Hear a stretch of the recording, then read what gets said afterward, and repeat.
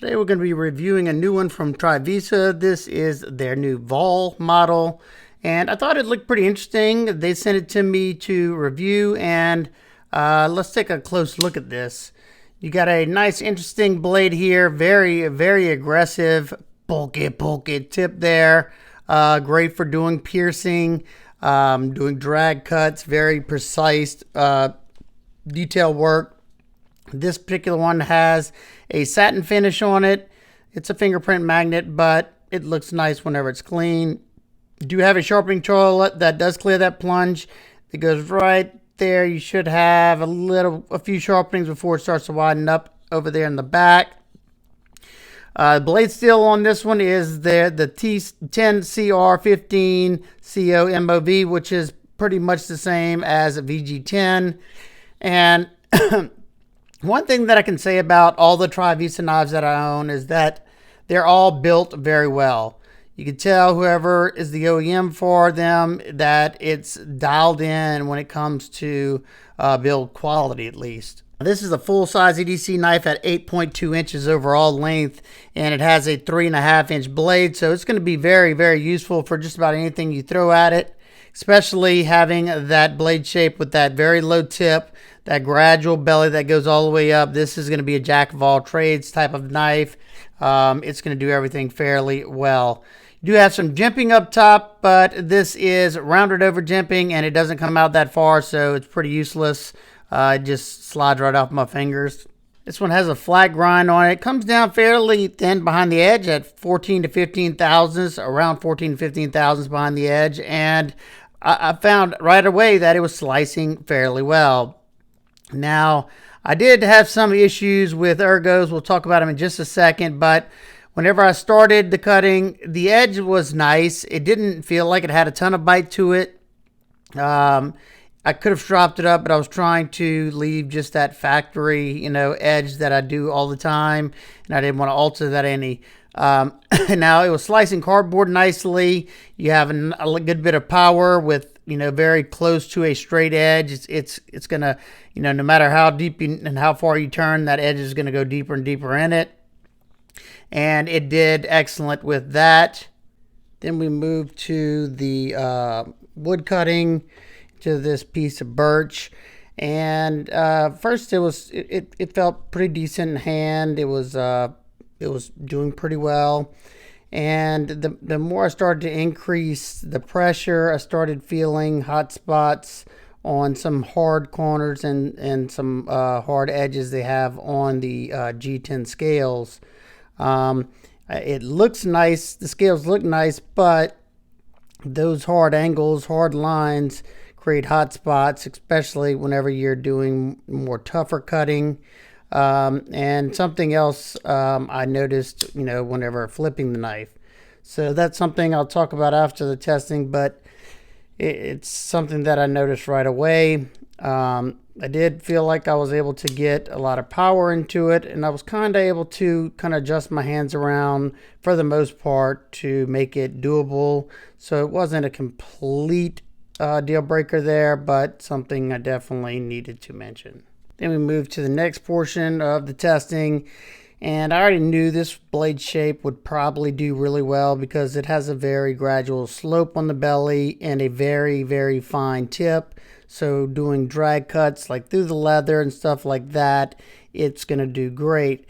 And something else I noticed, that the front portion of this knife was very sharp. So I'm not sure, maybe they had a burr on the back portion, but it was slicing very well. It felt like it had some bite to it and passed through everything fairly easily. Even whenever I got to the rubber tubing, it didn't cause much resistance. And one good thing about VG10 is it drops back really, really nicely, and it takes a pretty keen edge, along with being very, very corrosion resistant. So not a bad steel, especially at the $56 price point. I couldn't really complain too much on how well it performed. I wish it would have been a little bit sharper, but I can sharpen it myself.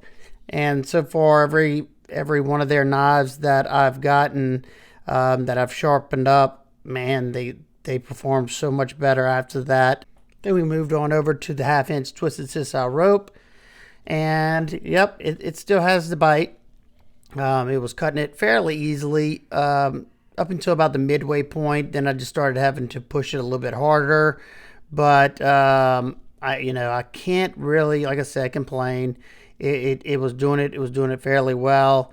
And in the pinch grip on flat cutting surfaces and stuff, I didn't notice the stuff that was kind of bothering me during the wood shaving. And I ended up cutting 50 cuts of the 1/2-inch sisal rope, and that's definitely a respectable number. That was whenever I ran out. We'll check the edge out and stuff, but I was pretty happy with that. Let's see that edge now.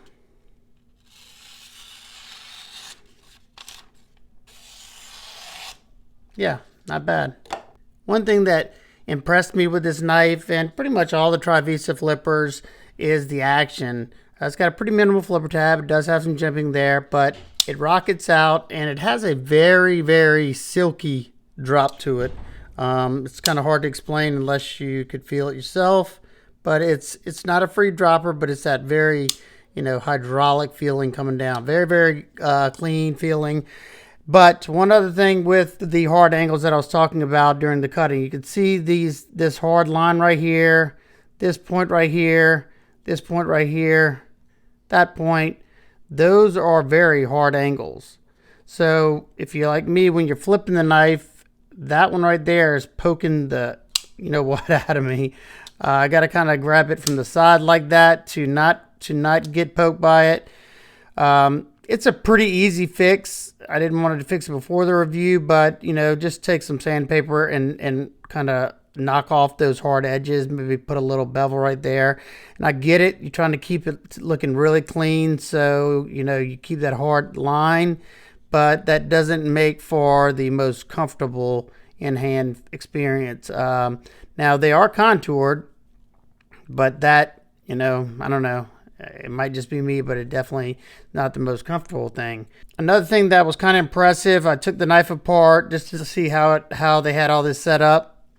And the way they had the bolsters set up with the little pin to make it even more solid, left to right, was really, really cool. And you can tell there's a lot of, fine detail work that goes inside of these.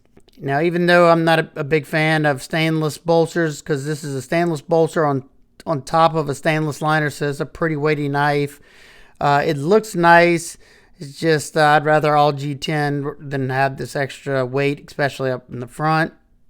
Got a pivot collar, like a grayish blue G10. Good fitment on this side. No gaps or anything that I really see. T8 on the pivot, T6 on the body screws. G10 backspacer, hidden lanyard post. I hate the pocket clip, but whatever. It is tip up right hand carry only.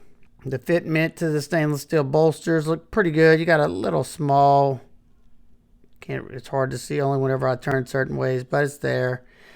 Perfectly centered blade, and you got a little bit of internal milling on the top and bottom liners, but like I said, it's a pretty weighty knife. Let's see how much it weighs.